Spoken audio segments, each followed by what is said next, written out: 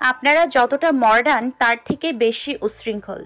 আমার আপনাদের মতো মডার্ন হওয়ার দরকার নেই। স্যাট আপ! তোমার সাহস হলো কি করে আমাদের উচ্ছৃঙ্খল বলার? যা সত্য তাই বললাম। আসলে সত্য জিনিসটা সবসময় তিতা হয়। তবে জানেন তো, নিম পাতা তিতা হলেও শরীরের জন্য উপকারী। আর আপনাদের সাথে কথা বলার রুচি বা ইচ্ছা কোনোটাই আমার নেই। এ কথা বলে আয়াত আয়াজের দিকে ঘুরে বলল, চোখের দেখা সবসময় সঠিক হয় না মিস্টার। কোনো জিনিসে হুট করে সিদ্ধান্ত নেয়া বোকাদের কাজ। কিন্তু আপনাকে দেখে বোকা মনে হচ্ছে না। সত্যতা যাচাই না করে কারো গায়ে হাত দেওয়াটাও বুদ্ধিমানের কাজ নয়। আশা করি আমার কথা বুঝতে পেরেছেন। আরো কিছু বলবে তার আগেই আয়াতের ফোনে একটা ফোন এলো, তাই ও ফোনটা ধরে ওখান থেকে চলে গেল। এবার পরিচয় করিয়ে দিই। আয়াতের যাদের সাথে কথা হচ্ছিল তাদের নিয়ে। আয়াজ ইমদাদ খান, সন অফ আসাদ খান। দেখতে মাশাল্লাহ অনেক সুন্দর, মুখে খোঁচা খোঁচা দাড়ি, কলেজের ক্রাশ বয়। সাথে সবাই একটু ভয়ও পায়, সবসময় আলাদা অ্যাটিটিউড নিয়ে থাকে। আয়াজরা 3 ভাই বোন। ইরফান খান ওর বড় ভাই, আর ইসরাত খান হচ্ছে তার একমাত্র ছোট বোন। আয়াজ এবার মাস্টার্স ফার্স্ট ইয়ারে পড়ে, আর ইসরাত এবার অনার্স 3য় বর্ষের ছাত্রী। আয়াজের 3 বন্ধু, সজীব, আফিয়া আর ফারহান। আফিয়া সম্পর্কে আয়াজের কাকাতো বোন, ইসরাত আর অহনা বেস্ট ফ্রেন্ড। অহনা আয়াজের সম্পর্কে মামাতো বোন হয়। আয়াজ এই মেয়েটাকে যতই দেখছে ততই অবাক হচ্ছে। মনে হচ্ছে একটা ঘরের মধ্যে চলে গেছেও। ওর পৃথিবী যেন এখানে থমকে গেছে। মেয়েটাকে ওর খুব কাছের মনে হচ্ছে, আর মনে হচ্ছে মেয়েটার চোখ কি যেন বলছে, কিন্তু মোটা ফ্রেমে চশমার জন্য চোখটাও ভালোভাবে বোঝা যাচ্ছে না। ও এক দৃষ্টিতে মেয়েটার যাওয়া দেখছে। কিছু একটা ভেবে ও চোখ নামিয়ে নিল। দেখলো ভার্সিটির অনেকে দাঁড়িয়ে আছে, তাই ও গলা খ্যাকারি দিয়ে বলল, এখানে কি সার্কাস হচ্ছে? সবাই যে যার কাজে চলে গেল। তখনই আয়াজের বোন ইসরাত আয়াজকে জড়িয়ে ধরলো। এতক্ষণে ওর হুঁশ ফিরল। ও বোনের মাথায় আদরে হাত বুলিয়ে বলল, কি হয়েছে আমার বোনটার? কে কি বলেছে আমার বোনকে? ওই মেয়েটা কি তোকে কিছু বলেছে? আমায় শুধু একবার বল। তুই শুধু দেখ আমি কি অবস্থা করি ওই মেয়েটার। ইসরাত কিছু বলবে তার আগেই আফিয়া বলল, ইশরাত কি বলবে? আমি নিশ্চিত ওই মেয়েটাই কিছু করেছে। তাছাড়া আয়াস ইমাদের বোনকে সবাই চেনে। কারোর এত সাহস নেই যে তার বোনকে কিছু বলবে। ওই মেয়েটা তো তোমাকে চেনে না, তাই এই দুঃসাহস দেখিয়েছে। এই তুই চুপ কর তো, কিছু না জেনে তুই কেন কথা বলছিস? আয়াজ, আমার মনে হয় এই মেয়েটা ইসরাতকে কিছু বলেনি বা করেনি। দেখলি না কি বলে গেল? চোখে দেখা সবসময় ঠিক হয় না। আমি শিওর ওই মেয়েটাই করেছে। ওর ভার্সিটির লাইফ যদি আমি হেল না করে দিয়েছি, আমার নামও আফিয়া না। আমার হাত ধরা, আমাকে ধাক্কা মারা, আমি ওকে দেখে নেব। আরো কিছু বলবে তার আগেই ইসরাত আয়াজকে ছেড়ে দিয়ে চিৎকার করে বলল, উফ, তোমরা একটু চুপ করবে? ওই মেয়েটা আমার কিছু করেনি, বরং আমাকে বাঁচিয়েছে। ভাইয়া, তুমি এতদিন ইউনিভার্সিটিতে আসোনি বলে তোমার এই শত্রু অনেকের বন্ধু আমার সাথে বাজে ব্যবহার করেছে, আমার হাতও ধরেছে। তারপর সব প্রথম থেকে খুলে বলল। সব শুনে সজীব বলল, দেখলি তো, বললাম না মেয়েটা কিছুই করেনি। কারো সম্পর্কে না জেনে কোনো কথা বলা উচিত না। তা শুনে আফিয়া বলল, ইসরাতের সাথে কিছু করিনি তো, কি হয়েছে? ও আমার আর আয়াজের সাথে মিসবিহেভ করেছে। এর শাস্তি তো ওকে পেতেই হবে। কি বলিস আয়াজ? তা তো একটু পেতেই হবে। আয়াজকে ধাক্কা মেরেছে এই আয়াজ ইমদাদ খানকে, ওকে তো এর ফল ভুগতেই হবে। আমার বোনকে বাঁচানোর জন্য না হয় একটু কম টর্চার করব। তার আগে অনেকের বন্ধুর একটা ব্যবস্থা করব। আমার কলিজায় হাত দেয়, ওর হাত আমি ভেঙে ফেলবো। তা না হয় করো ওই ছেলেটাকে, কিন্তু ভাইয়া তোমার ওই মেয়েটাকে টর্চার নয় বরং ধন্যবাদ দেওয়ার কথা। তোকে হেল্প করেছে তাই তুই ধন্যবাদ জানা। আমাকে তো হেল্প করেনি, তাই আমার ওকে ধন্যবাদ জানানোর প্রশ্নই আসে না। ভুলটা তোমার ছিল ভাইয়া। ভুলটা জারি হোক না কেন, আমাকে ধাক্কা মারা একদম উচিত হয়নি মেয়েটার। কি যেন নামটা বলেছিল মেয়েটা, কি যেন? ও হ্যাঁ, মনে পড়েছে, আয়াত। এই কথা শুনে আফিয়া মনে মনে শয়তানি হাসি দিল। মেয়েটাকে তো ও এমনি এমনি ছেড়ে দেবে না। তখন ফারহান বলল, যাই বলিস না কেন, মেয়েটার অ্যাটিটিউড লেভেল কিন্তু সেই। যেখানে আমাদের সবাই ভয় পায়, সেখানে মেয়েটা কিভাবে আমাদের কথা শুনিয়ে চলে গেল। এই তুই আমাদের বন্ধু নাকি ওর বন্ধু যে ওর সাইড নিচ্ছিস? আরে আমি তো তোদেরই বন্ধু, আমি জাস্ট এমনি বললাম। অহনা অনেকক্ষণ হলো ভার্সিটিতে এসেছে। সবকিছু শুনে ও ইসরাতের কাছে দাঁড়িয়ে আছে। সবাই কথা বলেও অহনা চুপ করে আছে। আসলে ওর বেশি কথা বলতে ভালো লাগে না। যবে থেকে ওর বোন নামক বেস্ট ফ্রেন্ড ওর জীবন থেকে হারিয়ে গেছে, তবে থেকে ও অনেকটা চুপচাপ হয়ে গেছে। ওর বেস্ট ফ্রেন্ড হারানোর জন্য ও নিজেকেই সবসময় দায়ী করে। ও চুপ করে আছে থেকে আয়াজ বলল, কি রে অহনা, কিছু বলছিস না কেন? তোর বেস্ট ফ্রেন্ডের সাথে এত কিছু হলো, তুই কি বলছিস না যে তোরা সব সময় একসাথেই ভার্সিটিতে ঢুকিস? আর ইসরাত আজ আগে এসেছে, তুই কোথায় ছিলি? আমি কি বলবো আয়াজ ভাইয়া, তোমরা তো বলছোই আজকে আমার আসতে একটু লেট হয়েছে। তোমরা যখন এসেছো তখন আমি এসেছি, আর এসেই এসব শুনলাম। ও আচ্ছা, তোদের ক্লাসের টাইম হয়ে গেছে, এখন ক্লাসে যা আর সাবধানে থাকবি। ততক্ষণে আমি অনিকের বন্ধুর একটা ব্যবস্থা করে আসি। তোমার কিছু করতে হবে না, আয়াত আপু তো চড় মেরেছে। তোর এত কিছু ভাবতে হবে না, তুই মন দিয়ে ক্লাস কর। ওরা আর কোনো কথা না বলে ক্লাসে চলে গেল।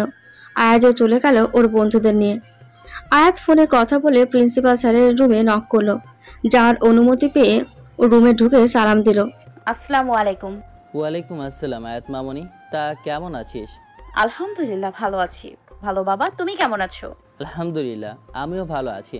কাজটা কি তুমি ঠিক করলে ভালো বাবা? ঠিক না করার তো কোনো কারণ দেখছি না। তুই তো এমনিতে এই শহরে আসতি, আর তাছাড়া শুধু কি আমার কাজটা করতে এখানে ভর্তি হয়েছিস? নিজের জন্য তো। তাছাড়া এই কাজটা তুই বা তোর গ্যাং ছাড়া কেউ করতে পারবে না। কেন? আমি বা আমার গ্যাং পুলিশ না সিআইডি যে আমি বা আমরা ছাড়া আর কেউ তোমার এই কাজ করতে পারবে না? তুই বা তোর গ্যাং পুলিশ সিআইডি না হলেও তার থেকে বেশি কিছু। তা না হলে বিভিন্ন সরকারি কাজে তোদের সাহায্য নেয়। এটাও অবশ্য সরকারি কাজের মধ্যেই পড়ে, বুঝতে পেরেছিস? হ্যাঁ বাবা, বুঝতে পেরেছি। এখন তো আমি ভার্সিটি এসে পড়েছি, তুমি আর টেনশন করো না।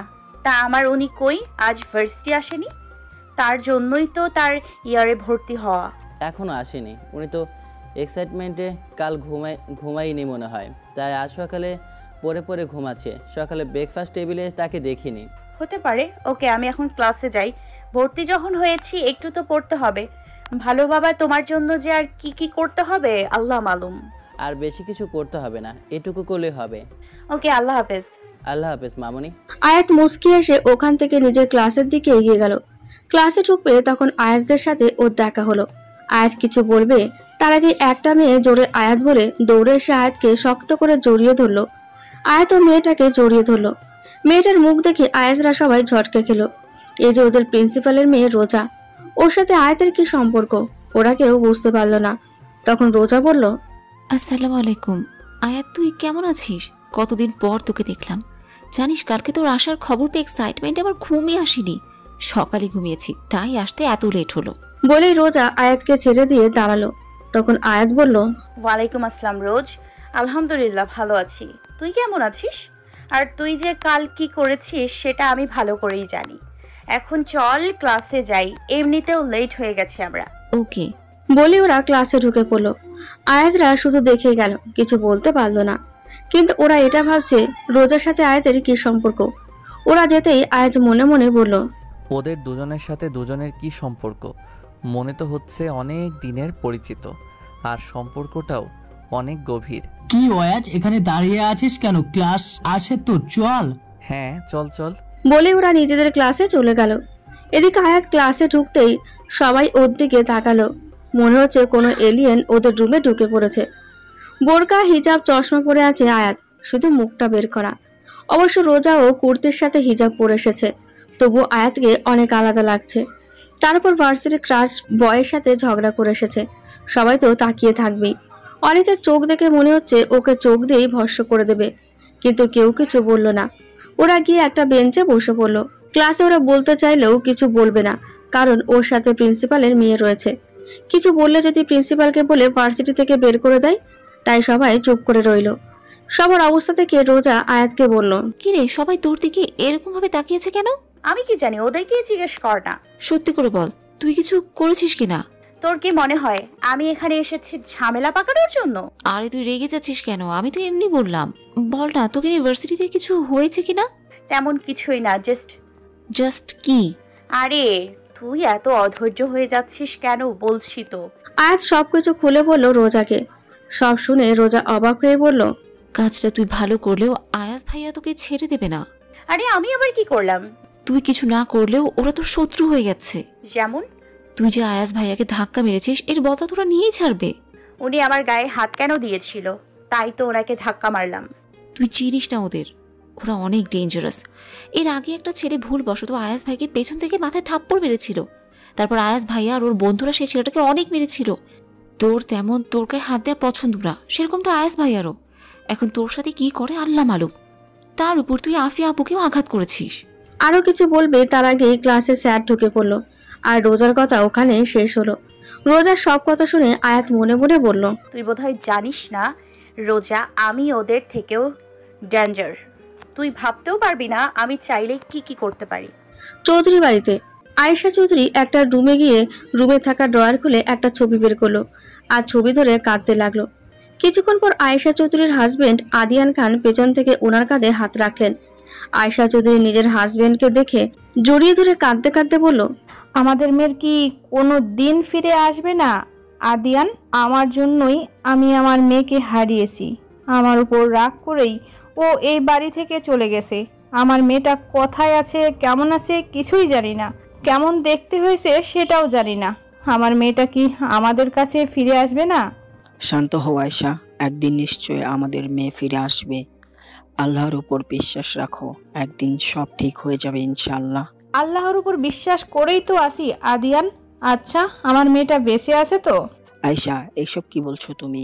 বলবো না কেন, তুমি বলো। ও চলে যাওয়ার পরের দিন থেকেই তো তোমরা সব কিছু দিয়ে ওকে খুঁজতেছো, পেয়েছো? তোমরা পাওনি আমার মেয়েটাকে। একদিনেই মেয়েটা কি উড়ে গেছে?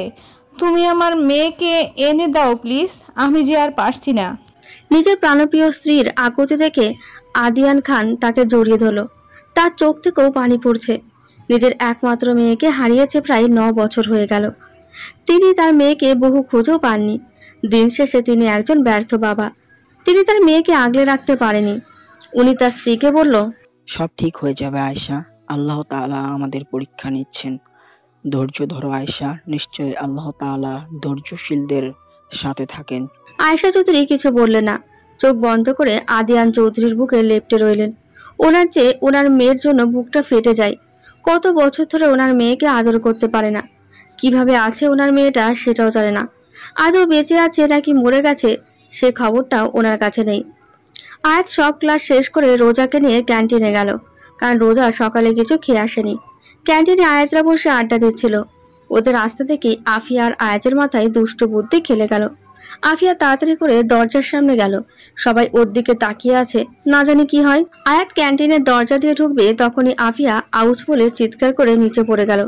তার দিকে সকলে একবার আফিয়ার দিকে আবার আয়াতের দিকে তাকাচ্ছে। আফিয়া কিভাবে পড়ে গেল ও নিজেই বুঝতে পারছে না, আর বাকিরা কি বুঝবে। তখন আয়াত আফিয়াকে উদ্দেশ্য করে বলল, আয়াতকে চিনে ফেলানো এত সহজ নয় মিস। আসলে আয়াতকে যারা ফেলতে আসে তারা নিজেরাই পড়ে যায়। আমাকে ফালানোর জন্য আপনাকে আরো ট্রেনিং নিতে হবে। বলেই আয়াত রোজাকে নিয়ে একটা টেবিলে বসলো। রোজা এক দৃষ্টিতে আয়াতের দিকে তাকিয়েছে।